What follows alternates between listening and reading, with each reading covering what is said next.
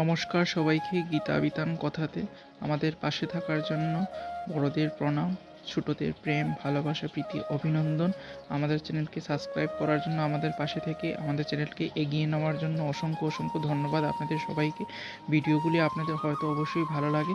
Please ভিডিওগুলি like, share, subscribe এবং comment করতে ভুলবেন না। যারা আমাদের চ্যানেলে নতুন আছেন প্লিজ আপনারা চ্যানেলকে সাবস্ক্রাইব করুন। অবশ্যই আপনাদের ভিডিও ভালো লাগবে। যদি ভিডিও ভালো লাগে প্লিজ সাবস্ক্রাইব করুন এবং পাশে থাকা বেল আইকনটি বাজিয়ে দিন। চ্যানেলটিকে লাইক, শেয়ার, সাবস্ক্রাইব, কমেন্ট করুন। আমাদেরকে অনেক দূরে এগিয়ে যেতে সাহায্য করুন। আপনাদের একটা লাইক, শেয়ার, সাবস্ক্রাইব আমাকে ভিডিও বানাতে অনেক বেশি উৎসাহিত করে। শুনুন আজকের আমাদের উপস্থাপনা, অবশ্যই আপনাদের ভালো লাগবে। শুনুন তাহলে।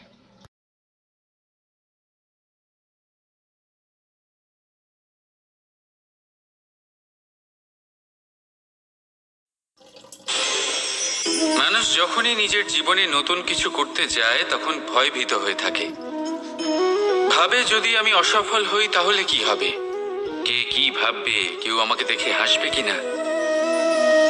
যদি আমি আমার মতামত দিই তাহলে বলবো এইসব পরীক্ষার সম্মুখীন হতে কখনো ভয় পাবেন না।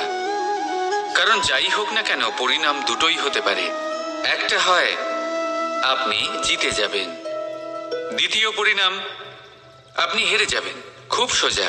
যদি জিততে পারেন আপনি সবাইকে নেতৃত্ব দিতে পারবেন, কিন্তু যদি আপনি হেরে যান তাহলে আপনার কাছে সেই অভিজ্ঞতা থাকবে যা দিয়ে আপনি আগামী প্রজন্মের পথপ্রদর্শক হবেন।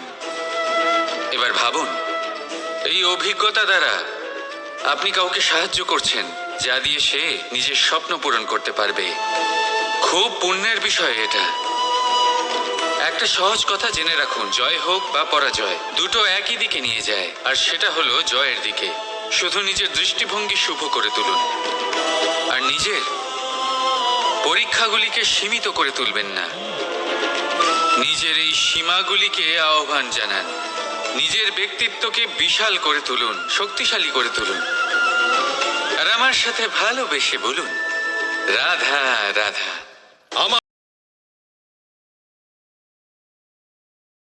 ধন্যবাদ সবাইকে এত সময় ধরে আমাদের পাশে থেকে ভিডিও উপভোগ করার জন্য। যারা আমাদের চ্যানেলে নতুন আছেন তারা প্লিজ চ্যানেলটিকে সাবস্ক্রাইব করুন, পাশে থাকা বেল আইকনটি বাজিয়ে দিন। প্রত্যহ আমরা চ্যানেলে ভিডিও আপলোড করি এবং ভক্তি সংক্রান্ত ভিডিও আরও পেতে চ্যানেলটিকে লাইক, শেয়ার, সাবস্ক্রাইব করে ভরিয়ে দিন। অসংখ্য ধন্যবাদ আপনাদেরকে। বলছি প্লিজ ডু সাবস্ক্রাইব।